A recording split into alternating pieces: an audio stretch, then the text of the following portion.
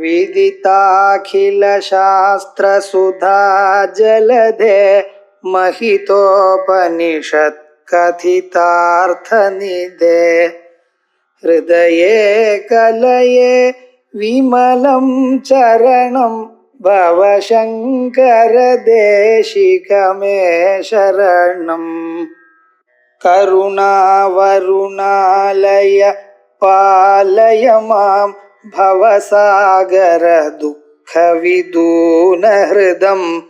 रचयाखिल दर्शन तत्त्वविदं भवशङ्कर देशिकमे शरणम्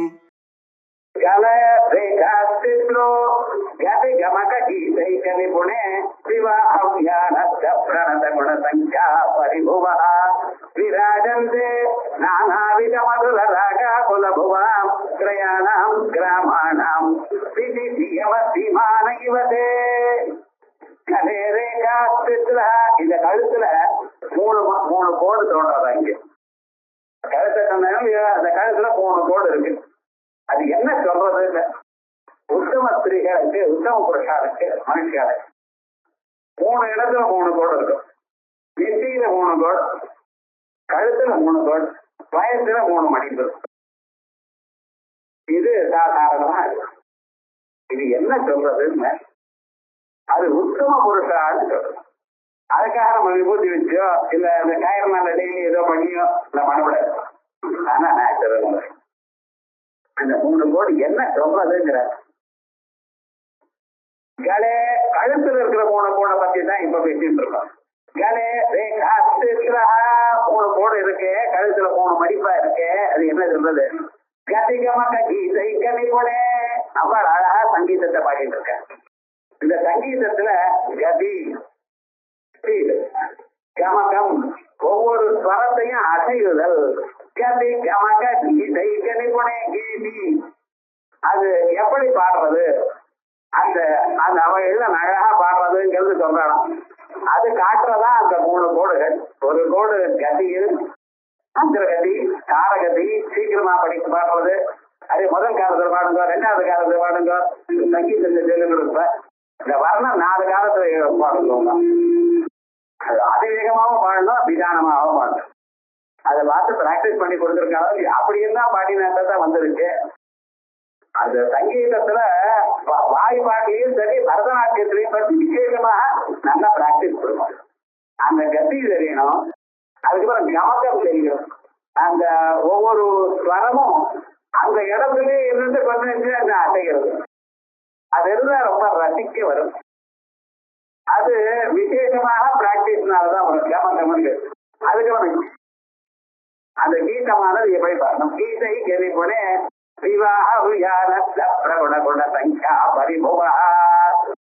பரமேஸ்வரன் விவாகம் பண்ணி கொண்ட பொழுது அந்த கழுத்துல என்ன பண்ணினாரா 3 முடிச்சு போட்டாராம். இந்த மாங்கல்ய தந்தூர் இருக்கு பார்த்தா, இது வேதத்துல காணப்படல. இந்த மாங்கல்யத்தை கட்டுங்கிறது வேத மந்திரம் ஒண்ணும் கிடையாது. வேதத்துல என்ன சொல்றது? பாணி கிரகம். கையை பிடிச்சுட்டு அக்னிக்கு 3 தடவை மதம் வருது. அதான் முகூர்த்தம். கிருப்ணாமி தேதோ பகத்வாய ஜலதேவியதாமா. உன் கையை நான் முடிக்கிறேன், அக்னிக்கு வரம் வர கடைசி வரைக்கும் அவர் விடப்படாது அப்படின்னு ஒருத்தர் அண்டர்ஸ்டாண்டிங். அதான் பாணி கிரகணம். அதுதான் முக்கியமாக விவாகங்களுக்கெல்லாம் நடக்க வேண்டியது.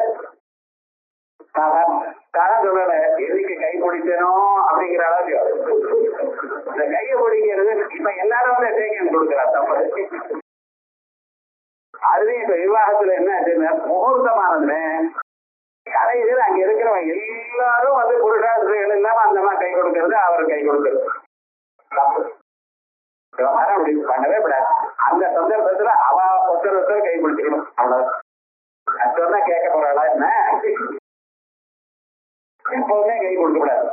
நமஸ்காரம் தான் பண்ணணும். யார் வந்தாலும் நமஸ்காரம் பண்ணணும். நமஸ்காரம்னு கீழே விழுந்து சேவிக்கணும். இல்ல இப்படி கை போது நமஸ்காரம் பண்ணணும். அஞ்சலி பண்ணணும்னு தெரிய வேண்டும். அதுதான் பண்ணணும். கை கொடுக்கறதுங்கிற சம்பிரதாயம் இல்லை நம்ம ஊர்ல. அப்படி ஒருத்தர் தொட்டா 2 ஸ்நானம் பண்ணும். இது தொடப்பட்டவரும் தொட்டதும் 2 பேரும் ஸ்நானம் பண்ணணும். சார் இன்னும் உயிரோட இருக்கேன் சார், பின்னால்தானே தொட்ட ஸ்நானம் பண்ணணும்னு கேட்கக்கூடாது. உயிரோட இருக்கிறப்பவே தப்பு.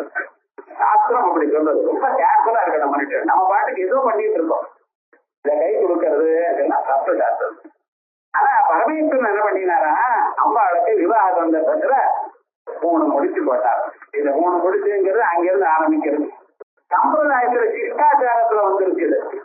வேதத்துல மாத்திரம் இல்லாத போனாலும் சிஷ்டாச்சாரத்துல வந்திருக்கு இந்த மாங்கல்ய சூத்திரம். இப்ப ஸ்திரீகள்லாம் என்ன சொல்ற, எங்களுக்கு மட்டும் கட்டுறது என்ன, நீர் மட்டும் ஏன் கட்டிக்கல, புருஷாலையும் கட்டிக்கலைங்கிறவ நியாயம் தானே. அவ கேட்கறதுல கரெக்டா இருக்கு. நீரும் பொண்ணா பிறந்ததுதான் இப்படிதான் கேட்டு போயிடும்.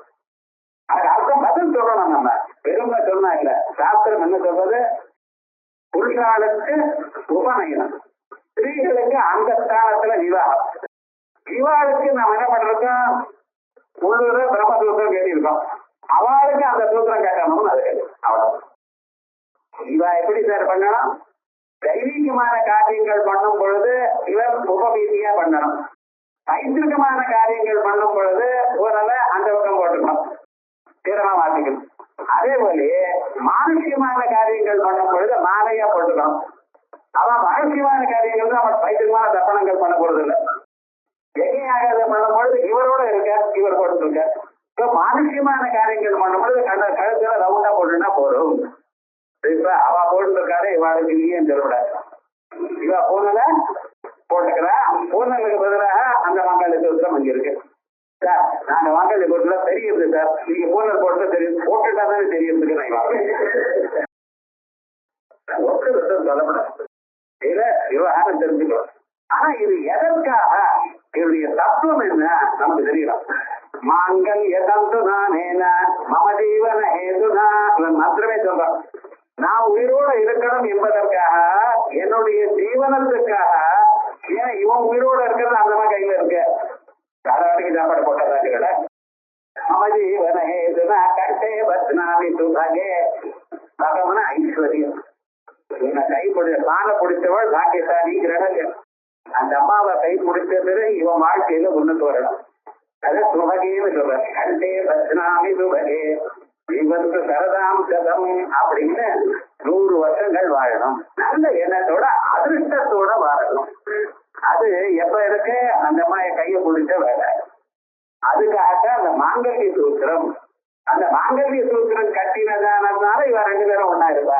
அதனால இவனுக்கும் வாழ்க்கை இருக்கணும், அவன் 2 பேரும் சேர்ந்து இருக்கணுங்கிறதுக்காக 3 முடிச்சு போடுறதுன்னு இருக்கு. மாங்கல்ய தந்துனானேன வத்வாமங்கல சூத்திரகம் வாமஹஸ்தே தரம் வத்வா கண்டே சத்ரிதரம் ததா. வாமஹஸ்தே அந்த பெண்ணினுடைய கையில, இந்த லட்சம் சொல்றோம், அந்த இடது கையில சரத்தை கட்டணும், ரட்சாபந்தனம் பண்ணணும். வேற பையன் அது விவாகத்துக்கு முன்னால ஒரு 2 மணி நேரத்துக்கு முன்னால கௌரி பூஜை லட்சுமி பூஜை பண்ணுவார். அப்ப அந்த கையில ரட்சாபந்தனம் கட்டுவார். அங்கே ஒரு தடவை கட்டுவார். இங்க கழுத்துல 3 முடிச்சு. அதனால வாமஹஸ்தே தரம் வத்வா கண்டே திரிதரம் யதா அப்படின்னு அந்த திரிதரம் மாதிரி இங்க இருக்கு. விவாகம் யானத்த பிரகுண குண சங்கியா பிரதிபுவா. இப்படி 3 தரம் போட்டதுக்கு சத்தகுணம், ரஜோகுணம், தமோகுணம் எனக்கூடியதான 3 குணங்களுக்கும் சேர்ந்து, அதே மாதிரியே நமக்கு இப்ப பிரம்மச்சரியம் ஆயிடுது. இனிமேல இருக்கக்கூடியதான 3 இதுலயும் அவஸ்தைகளையும் நம்ம சேர்ந்து இருக்க போறோம். தனியாத அவஸ்தை இல்லாம அந்த அவஸ்தையில ஒன்னா சேர்ந்திருக்கோம் என்று சொல்றதுக்காகத்தான் 3 முடிச்சு. விவாஹவியானத்த பிரகுண பிரகர்ஷமான குணங்கள், குண சங்கியா பிரதிபுவா விராஜந்தே நானாவித மதுர ராகா கரபுவா. அநேக விதமான மதுரமான ராகங்களுக்கெல்லாம் இருப்பிடமா இருக்கக்கூடியதான திரையாணாம் கிராமாணாம். இந்த சங்கீதத்துல கிராமம்னு உண்டு, மூர்ச்சனைகள்னு உண்டு, யமகங்கள்னு உண்டு. இந்த மூர்ச்சனைங்கிறது இங்க புரிசான்னு சொல்றாங்க இப்ப இருக்கக்கூடியதான விவகாரத்துல. அதே மாதிரியே கிராமங்கள்னு உண்டு. கிராமம்னு சொன்ன சமூகங்கள். இந்த வார்த்தைகள், இந்த ஸ்வரங்கள் அப்படி கூட்டமா வரணும். ஒவ்வொரு ராகத்துக்கும் அப்படி. ஒரு கானடா ராகம் சகரேகமம் அப்படிதான் சொல்லுவோம். எப்ப பாடுறதும் அப்படிதான் வரணும். அது என்ன சுவாமி, அதான் அந்த ராகத்துக்கு கேட்கணும். அது வக்கர ராகமாகவோ எது இருந்தாலும் அதுல சாதாரணமான 3 கிராமங்கள் இருக்கு. கட்டு கிராமம், மத்தியம கிராமம், காந்தார கிராமம்னு 3 கிராமம்.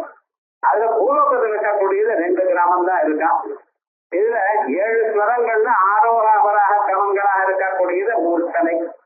அதுல காந்தார கிராமம் தேவலோகத்துல தான் இருக்கு இந்த ஊர்ல. கட்டு கிராமம், மத்திய கிராமம் 2 தான் நம்ம விசேஷமாக இந்த ஊர்ல பாடிக்கொண்டிருக்கிறோம். அப்படிப்பட்டதான இந்த கிராமங்களை எல்லாம் சாமிய தேவர் அவருடைய சங்கீத பద్ధதியில சொல்லியிருக்கார். அங்க இருக்கக்கூடியதான அத்தனையும் எப்படிதான் ஆச்சாரியால் வாசிச்சாரோ தெரியாது, ஒரே ஸ்லோகத்துல சொல்லிவிட்டார். இங்க இருக்கக்கூடியதான கிராமங்கள் மூர்த்தனைகள்னா அம்மா உங்களுடைய கழுத்துல இருக்க 3 கோடா இருக்கு அப்படின்றார் விசேஷமாக. திரையாணாம் கிராமாணாம் முதல்ல சங்கீதம் எல்லாம் இந்த 3 கிராமம் தான். கிராமம்னா வில்லேஜ் அர்த்தம் பண்ணிக்காதீங்க, அதுக்காக சொல்ல வேண்டியதா இருக்கு. இந்த தரங்கட்டிய கூட்டம் இப்படிதான். அதுல தேவலோகத்துல இருக்கக்கூடியதான காந்தார கிராமமும் இந்த லோகத்துல இருக்கக்கூடியதான கட்ட மத்தியம கிராமங்களும் அத்தனையும் உங்க கழுத்துல 3 விதமாக வளர்ந்துருக்கு. அப்படி இருக்கா போல காணப்படுறதுன்னு விசேஷமாக இங்க தெரிவிக்க. இது அனுசந்தானம் பண்றதுனால சங்கீத சாஸ்திரம், சாகித்ய சாஸ்திரம், அதுக்கு மேல இந்த மனச தானா ஒரு இடத்துல போய் லகிக்கிறது பார்த்தல, அவைகளுக்கெல்லாம் உபயோகப்படக்கூடியதான ஸ்லோகமா வந்திருக்கு. கணே தேகா சித்தா கதிகம கீதை கணிபுணே விவாஹவியானத்த பிரகுண குண சங்கா பிரதிபவ விராஜந்தே நானாவித மதுர ராகா கரபுவாம் திரையாணாம் கிராமாணாம் அப்படின்னு 69 ஸ்லோகங்களா இருக்கு.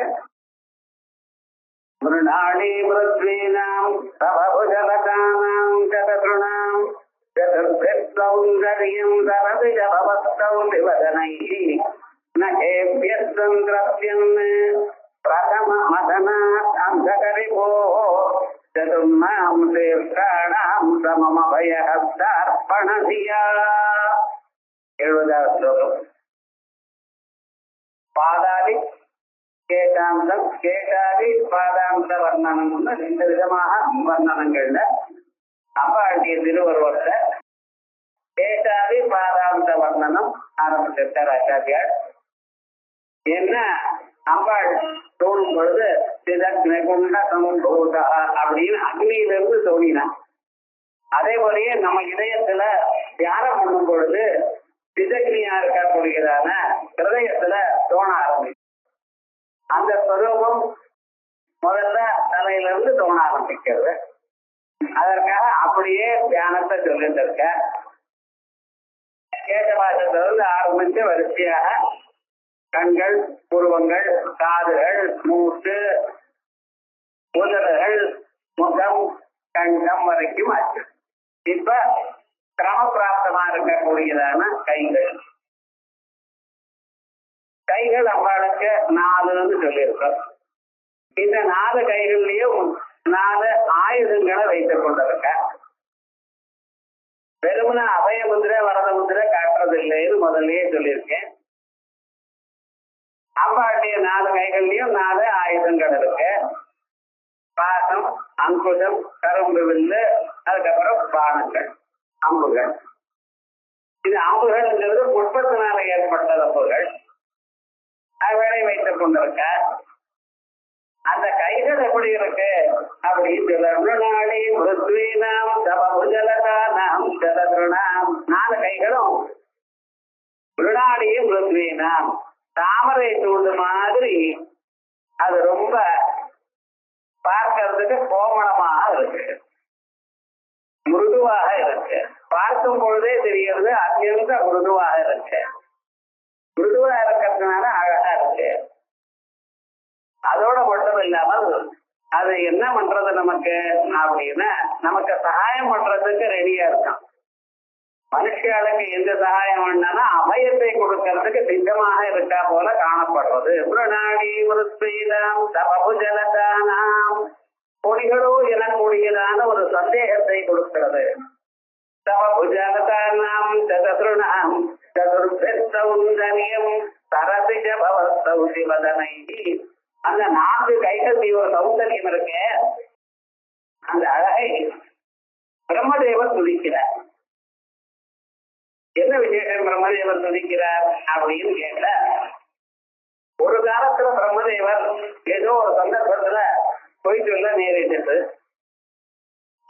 பரமேஸ்வரன் என்ன பண்ணிட்டார், அவருடைய ஒரு கதையை கல்லிவிட்டார்.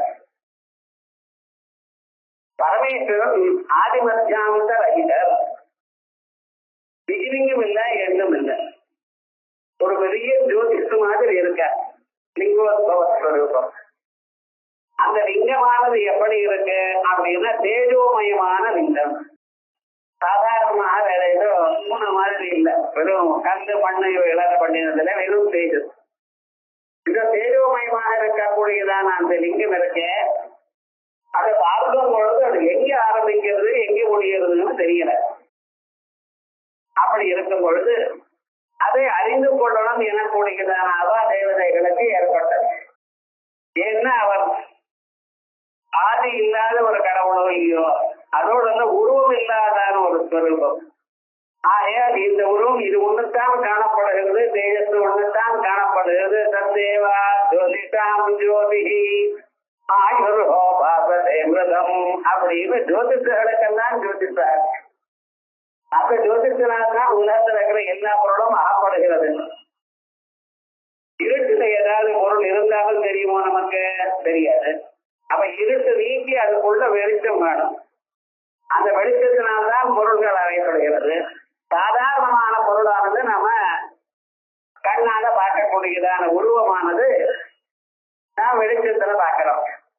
ஆனா சுவை என்ன, பர்க்கம் என்ன, சப்தம் என்ன, இவை எல்லாம் விளக்குவது யாரு? இந்த லைட் விளக்காது, அதுக்கு ஒரு லைட் வேண்டியிருக்கு. அதான் உள்ள இருக்கிற ஆத்ம ஜோதிஷ். அந்த ஆத்ம ஜோதிஷ் தான் சிவஜோதிஷ். அது எப்பொழுதுமே அனாதி காலமாக இருக்கு. அந்த ஒரு ஜோதிஷனுடைய உருவத்தை பார்க்கணும், ஆதியும் முடிவும் பார்க்கணும் எனக்கூடியதான எண்ணத்தில் தேவதைகள் முயற்சி செய்ய மற்ற தேவர்களால் முடியல. அப்ப கடைசியில பிரம்மதேவரையும் விஷ்ணுவையும் பிரார்த்தித்துக் கொண்டார். இவர் ரெண்டு பேரும் இது பண்ணினார். பிரம்மதேவர் என்ன சொன்னார், எனக்கு ஹம்ச வாகனம் இருக்கு, பட்சியோ இல்லையோ, நான் பறந்து மேல போறேன் அப்படின்ட்டு ஒத்துந்தார். நான் விட்டு சொன்னார், நான் ஒரு அவதாரத்துல நான் பன்னிய அவதாரம் பண்ணி பூலோகத்துக்கு கீழே போய் அங்க இருக்கக்கூடியதான பூமியும் மேல கொண்டு வந்திருக்கேன். ஆகையால் நான் எப்படியோ கீழே போறேன். இவர் ரெண்டு பேரும் இப்படி ஒரு ஒப்பந்தத்தை செய்து கொண்டு வெகு நாட்கள் உள்ள போய் தேடி தேடி இருக்க. மகாவிஷ்ணு எவ்வளவு தேடினாலும் உள்ள போயிட்டே இருக்கு. பூமண்டலம் முழுக்க எவ்வளவு உள்ள போனாலும் உள்ள அந்த ஜோதிக்கு போயிட்டே இருக்க தெரியல. அதே போலயே பிரம்மதேவர் என்ன பண்ணினா மேல போயிட்டே இருக்க, முடிவு காணப்படாத. ஆனா என்ன ஆச்சுன்னா, ஒரு சமயம் ஒரு நாகலிங்க பூ மேல இருந்து கீழ் விழுந்தது. கீழ் விழுந்ததுமே என்ன ஆச்சுன்னு, ஓஹோ இது சிவனுடைய தலையில தானே இருந்திருக்கணும், அங்க யாரும் உள்ள மேல இருந்து கீழே விழுறதுக்கு சான்ஸ் இல்லையே. அவருடைய தலையில இருந்திருக்கு, அது ஸ்லிப்பாய் கீழே விழுந்திருக்கு. அப்போ எங்க இருக்குன்னு சரி ஊழிச்சுட்டார் அவர். அப்ப என்ன, புஷ்பமும் கீழே விழுந்திருக்கு, புஷ்பமும் தலையில வச்சுக்கிறது வழக்கம், மேல இருந்தா கீழே விழுந்திருக்கு. நாமும் ரொம்ப தூரம் மேல போயிருக்கோம், ஆனா இன்னும் தெரியல நமக்கு இது எவ்வளவு தூரம் போறது பார்க்கணும். ஒண்ணும் இல்லையே, அட்லீஸ்ட் நமக்கு ஒரு ப்ரூஃப் ஆகுதும் கிடைச்சிருக்கு அப்படின்னு நினைச்சுட்டு என்ன பண்ணினா அந்த புஷ்பத்தை எடுத்துட்டு வந்துருங்க. மகாவிஷ்ணுவானவர் வெகு தூரம் போனார், முடியல. அவர் சொல்லிட்டார், முடிவில்லை சுவாமி இருக்கு அப்படின்னு வந்துட்டார். பிரம்மதேவர் என்ன பண்ணார், அவர் பார்க்காத விஷயத்தை நம்ம பார்த்தோம்னு சொன்னா நமக்கு வருவோம் இல்லையோ டக்குன்னு தோணி. எல்லோருக்கும் என்னென்ன தனக்கு ஒரு நல்ல பேர் வந்தா ஒரு விஷயம் ஒரு அபிப்பிராயம். ஏன் நான் பார்த்தோன்னே கண்டுபிடிச்சு விட்டேன் அப்படின்னாரு. எங்க ஒரு இடத்துல முடிகிறது, எப்படி கண்டுபிடிச்சா எப்படின்னா, இந்த வாரம் தான் அங்க இருக்கிற புஷ்பத்தை கொண்டு வந்துட்டேன் சார். இந்த புஷ்பத்தையும் கொண்டு வந்துட்டார் பார்த்தேன். இது என்ன மகாவிஷ்ணு வந்துட்டார், தேவதைகள்னா வந்துட்டார். ஆனா பரமேஸ்வரன் போறேன் வேற ஏதாவது சொன்னா முடிச்சு விடக்கூடாது. வேதம் முதல்ல பேசிக் தர்மங்கள் என்ன சொல்றது அப்படின்னா, சத்யம் வத கர்மம் கர பாத்யாயான்மா பிரமதா. முதல்ல மனுஷன் எல்லோரும் அனுசரிக்க வேண்டியதான கர்மங்கள்ல பேசிக் தர்மம் என்ன, உண்மையை பேசணும். உண்மையை இருக்கிறத இருக்கும்படி பேசணும். யதார்த்த ஞானம், யதா அர்த்தா ததா ஞானம். பொருள் எப்படி இருக்கோ அப்படி அறிவு வரணும். அது யதார்த்த ஞானம். யதார்த்தமா பேசணும் அப்படிங்கிறாரு தமிழ்ல. யதார்த்தமா பேசணும்னா அர்த்தம் எப்படி இருக்கோ பொருள் எப்படி இருக்கோ அப்படி பேசணும். அதை மாற்றி பிரித்து அப்படியெல்லாம் பேசக்கூடாது. அதனால ரொம்ப தப்பு. இப்ப இந்த யதார்த்த ஞானமானது இருந்தாதான் மனுஷனுக்கு க்ஷேமம். யதார்த்தமாக வேண்டும். அது இல்லைன்னா அந்த மனுஷனுக்கு அந்த மனுஷத்துவம் போயிடுறது. மனுஷர்களுக்கும் ஜந்துக்களுக்கும் இருக்கிற வித்தியாசம் என்ன? இப்படி வாழறது தானே. அப்ப தர்ம முறையாக வாழ வேண்டியதுல பேசிக்காக மனுஷனுக்கு இருக்க வேண்டியதான அந்த தர்மமே அவனை விட்டு போயிடுச்சுன்னா பரமேஸ்வரத்துக்கு ரொம்ப போகும்.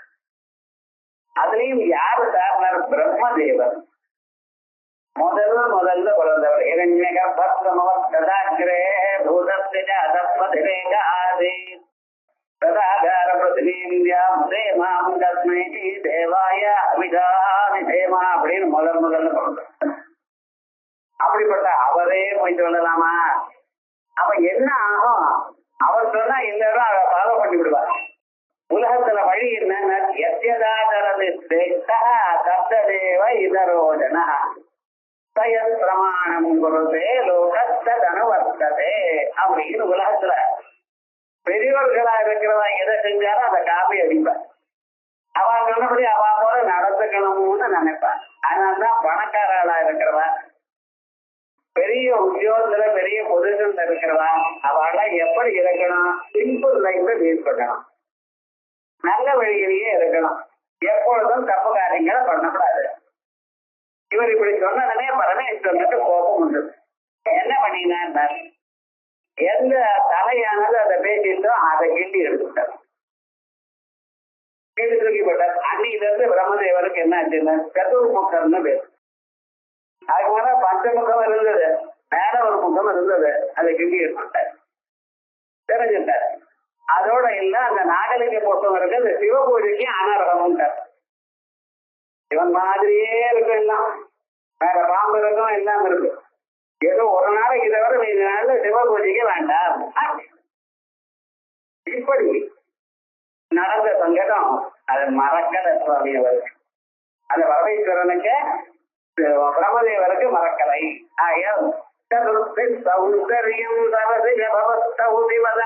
எங்க போறது?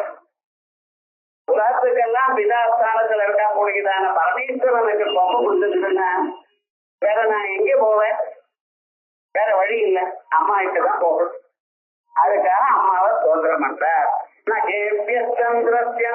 பிரதம மதன கரிபோ நகேபியந்திரத்தியன் அந்த பரமேஸ்வருடைய நகங்கள் இருக்க அதுதான் கிள்ளி ஒரு தலையை எடுத்துட்டு அதுக்கு பயந்துடும். பிரதம மதன அந்த கரிபோ அந்த கண்ண ஒரு ராட்சசன் அவரை கொண்டவர் பரமேஸ்வரன். அந்த பரமேஸ்வரன் இருக்காரு, அவருடைய நகங்களுக்கு பயந்து என்ன முதல்ல கிட்டிட்டாரோ அவர், இனிமேல் மறுபடியும் கிட்டிட்டாருன்னா என்ன பண்றது? நமக்கு தலை போயிடும். அதனால என்ன பண்ண, அம்பாள அபயம் கொடுங்க, என்னை காப்பாற்றுங்க. கடைசி வரைக்கும் மனுஷனுக்கு சகஜம்தானே மிஸ்டேக் வருது. ஏதோ தெரியாம சொல்லிவிட்டேன், நமக்கு ஒரு நல்ல பேர் வரணும்னு சொல்லிவிட்டேன். அதனால இப்ப என்னடா தலைக்கு ஆபத்து வந்துருக்கு, மறுபடியும் இந்த தலைகள் இருக்கணும் அப்படிங்கிற அபிப்பிராயத்துல அம்மா அதற்கான அபய ஹஸ்தார்ப்பணதியா 4 கைகளும் 4 அபயஹஸ்தங்களாக இருக்கட்டும் அப்படின்னு தியானம் பண்ணி அந்த கைகளை ஸ்தோத்திரம் பண்ணிட்டு இருக்காரு. அம்பாளுக்கு 4 கைகள், 4ம் தர்ம அர்த்த காம மோட்சம் என கூடியதான அறம் பொருள் இன்பம் வீடு எனக்கூடியதான 4 புருஷார்த்தங்களையும் கொடுக்க வல்லமை உள்ளது. அதுக்காகத்தான் 4 கைகள்னு சொன்னோம். அதே போல நம்ம இடத்துல இருக்கக்கூடியதான 4 தோஷங்களையும் ஆசை, குரோதம், மனசு நிற்காம இருக்கிறது, இவை எல்லாம் போக்கணுங்கிறதுக்காகத்தான் 4 கைகள். அதுல ஆயுதங்கள் ராக மனோரூபேற்று போதண்டா பஞ்சதன் மாத்திர தாயக அப்படின்னு சப்த ஸ்பர்ச ரூப ரச கந்தம் எனக்கூடியதான 5 விஷயங்கள்லயும் நமக்கு ஒரு வைராக்கியம் வரணும். இவைகளுக்கு அதீதமான ஒரு பரம்பொருளை நாம் அடையணும். அந்த பரம்பொருள் எப்படி இருக்கார்? அசப்தமஸ்பர்ஷமரூபமவ்யயம் ததா அரசம் நித்யமகந்தவஸ்தகத் அநாத்யனந்தம். அந்த ஸ்ருதியை சொல்றது. அநாத்யனந்தம் மகதப்பரம் திருவம் அப்படின்னு சொல்றதோ இல்லையா? அப்படிப்பட்டதான பயம் எனக்கு வேணும். இந்த மரணம் இல்லாம இருக்கணும். அதுக்காக வேற வழி என்னன்னா உங்க கைகள் தான் நான் சரணாகி அடையும் அப்படின்னு அந்த கைகளை அனவரதம் ஸ்தோத்திரம் பண்ணி கொண்டிருக்காரா? அதை இங்க சொல்றேன். அந்த கொடிகள் மாதிரி இருக்கக்கூடியதான அம்பாளுடைய கைகளை அபயத்தை வேண்டும் எனக்கூடியதான எண்ணத்து ஒரு தரம் தான் அவசரப்பட்டதான அந்த பரமேஸ்வருடைய நகங்களுக்கு பயந்துதான பிரம்மதேவர் வேதங்கள்னால் அம்பாள ஸ்தோத்திரம் பண்ணிட்டு இருக்கார். நாம அம்பாளுக்கு வேத வேந்தியா பிரம்மதேவர் துதிக்கிறார். பிரம்மதேவர் எதனால துதிக்கிறார்? வேதத்தினால. ஏன்னா சர்வதா சர்வகாலம் வேதத்தை படித்துக் கொண்டே இருக்கிறவர். எதுக்காக வேதத்தை படித்துக் கொண்டிருக்கார்? அதுதான் கர்மம். சுவாத்தியாய பிரவதனாபியாம் ந பிரமதிதவ்யம் 13 தரம் சொல்லிருக்கு. ஒரு தரம் 2 தரம் சொன்னா நம்ம மறந்துடுவோம். கைக்கட்டிய உள்ளதுல சுவாத்தியாய பிரவதனேஜா 10 சுவாத்தியாய பிரவதனேஜா அப்படி வரிசையா. எதுக்காக? மறக்கப்படாது. வேதத்தை படிக்கணும், படிச்சதை மறக்கப்படாது. யாருக்கா சொல்லிட்டே இருக்கணும். வேத சொற்கள் இருக்கே அதுக்கு ஆதரவு விழ விழ இந்த வெளியில இருக்கக்கூடியதான சப்த காணொலியம் போது மனசுக்கு நல்லதை கொடுக்கும். அப்படிப்பட்டதான அந்த வேதங்கள் எப்பொழுதும் சொல்லிக்கொண்டே இருக்க. அது என்னமா சொல்லிட்டு இருக்க? அம்பாளை துதித்துக் கொண்டே இருக்க. எதுக்காக துதித்துக் கொண்டிருக்க? தனக்கு காப்பாற்றேமம் ஏற்படும். தனக்கான போன்றவர்கள் எல்லோருக்குமே சேமம் ஏற்படணும் அப்படிங்கிற அபிப்பிராயத்தில் அம்பாளுடைய 4 தரங்களையும் அனவரதம் சோதனை பண்ணி கொண்டிருக்கார். அதை இங்க சொல்லிட்டு பிரணாடி முரஸ்ரீனாம் தவபுஜனதானாம் சதுருணாம் சதுர்சௌந்தர்யம்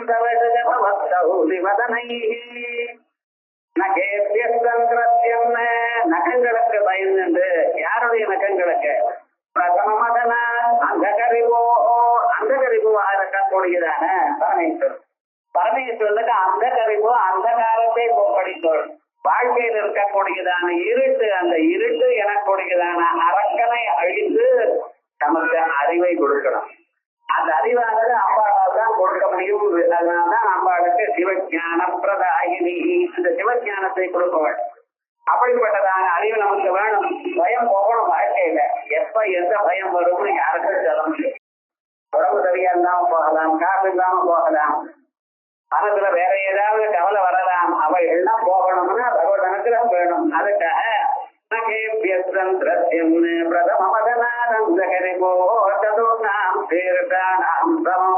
நாலு தலைகளோடையும் அபயஹஸ்த அர்ப்பணதியா. அந்த அபயஹஸ்தத்தை கொடுங்க, எனக்கு எங்க தலைக்கு காப்பாத்துங்க, அபயஹஸ்தத்தை கொடுங்க அப்படின்னு 4 கைகளும் அபயத்துக்காக பிரார்த்திக்கிறார். அப்படின்னு மனுஷியாருக்கு பயம் வராம இருக்கணும், வாழ்க்கையில ஒரு பயமும் இல்லாம இருக்கணும் அப்படிங்கிறதுக்காக இந்த ஸ்லோகத்தை அனுசந்தானம் பண்ணணும்னு சொல்லியிருக்க. நைவேத்தியம் இன்னது என்று சொல்லல, எது இருந்தாலும் நம்ம பண்ணலாம். அடுத்தது